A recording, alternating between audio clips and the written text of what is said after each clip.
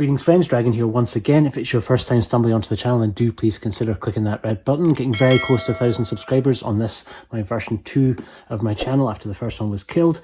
As soon as I hit 1,000, I'm going to do a pretty great giveaway. Some very nice Kung Fu Bob related gifts to pass on to some lucky ones of you, so do please click that red button if you haven't already. Okay, getting into the new arrivals for May.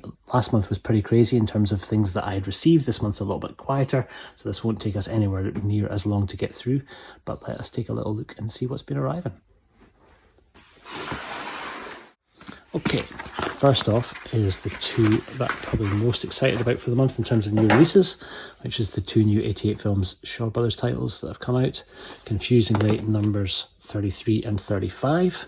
34, we're not too sure exactly what it's going to be. I'm assuming either Martial Club or Flying Guillotines Part 2, but two amazing Kung Fu Bob O'Brien covers. And like I mentioned at the beginning, stay tuned to the channel. As soon as I hit 1,000 subs, I'm going to give away some great Kung Fu Bob prizes. I've got a bunch of Bob's prints to pass on to some of you.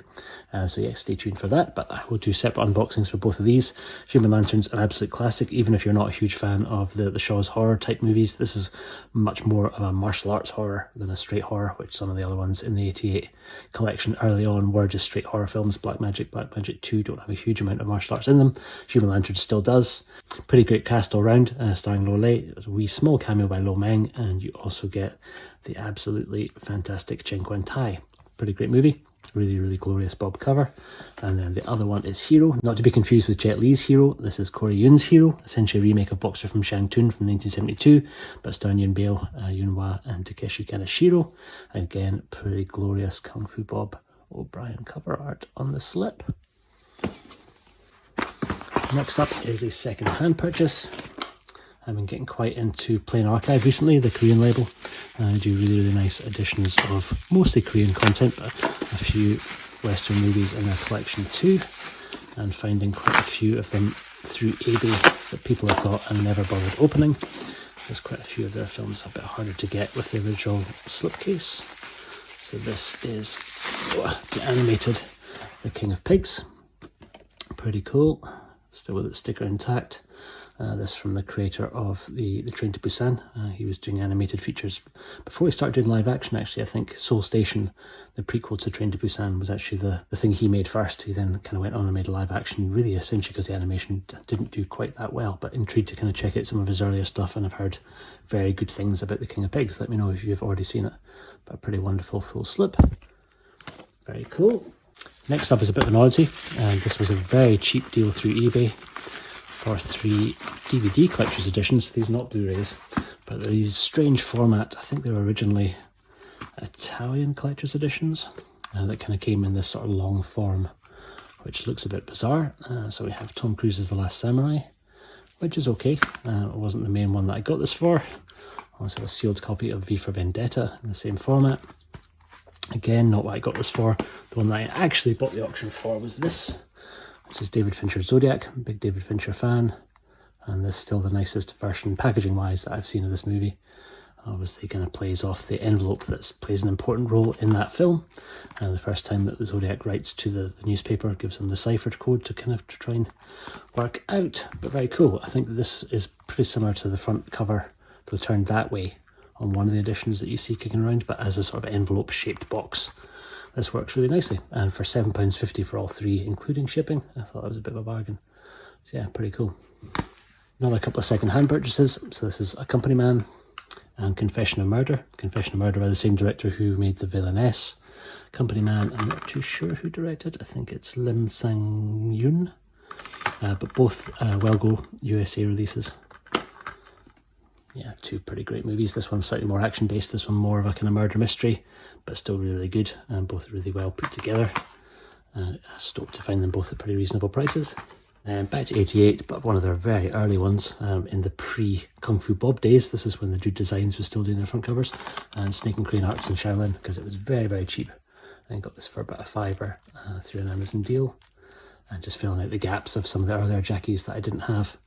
And for the gamers amongst us, I'm still working my way through Elden Ring, but picked up Sifu because there was a pretty great deal on this, the Steelbook edition of it. I know that my buddy Andrew over at Amphlett Reviews was playing his way through this. He was kind of live streaming some of his gameplay, which is what whetted my interest. Was intrigued to track down the game. I'm looking forward to getting into that, but we'll have to wait until I finish Elden Ring before I start this. That's probably our next game once we get closer to summertime. And then this one, all the way over from Korea. This is the next release from the wonderful Bud Blue. You may have seen this featured on my buddy Huss's channel over at Touch of Film. He's already done a look at both of the two steelbooks. There's two different ones available. This is the second release from Bud Blue as a label. Their first was the incredible release that they did of A Bittersweet Life. This is the kind of romantic comedy My Dear Desperado, which looks really good fun, hoping for a little bit of a return to the My Sassy Girl days, and a film that I've never seen, but just took the plunge really because I love that Bud Blue release of A Bittersweet Life so very much and kind of really want to support the label. Two different cover options available. There's this one and this one. I opted for this one because this one comes with a photo book. I think the other one comes with a script. But yeah, very, very cool. And then the last one is a pretty big stack of stuff from the lovely Jay over at Yuki Palo. Pretty much all Korean releases. A few different bits and pieces. One is Azura, City of Madness, which looked pretty cool and was very cheap because it was literally just the disc only. It's a CJ release on Blu-ray, so I think it was $3, which is a bit of a bargain. And I'll make up my own cover art for it. But yeah, intrigued to check out the movie. It looks pretty good. Trailers look really interesting for it.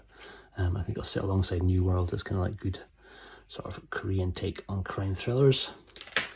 Then we have The Witch Part 1, kind of a little bit more of a sort of borderline superhero type story, but told in a very different way.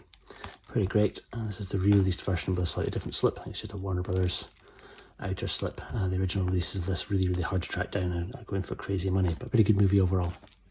I'm treated to check it out. And still sticking with Koreans is the Digipack release of Deliver Us from Evil. Really, really kind of great, quite crazy sort of revenge action movie. Very cool. And then the special edition of Beasts Clawing at Straws, which I'll do a proper unboxing for because it's a really, really nicely put together box set. A movie that I really enjoyed. Kind of very sort of almost like a Korean take on a Coen Brothers type story, where lots of intersecting characters all really revolving around one bag full of money. Pretty cool. Guys, that is it. That's all I've had in so far. Let me know what you've all been getting. Thank you very much for watching this. Like I say, do please subscribe if you haven't already, and I'll see you in the next one. Take care.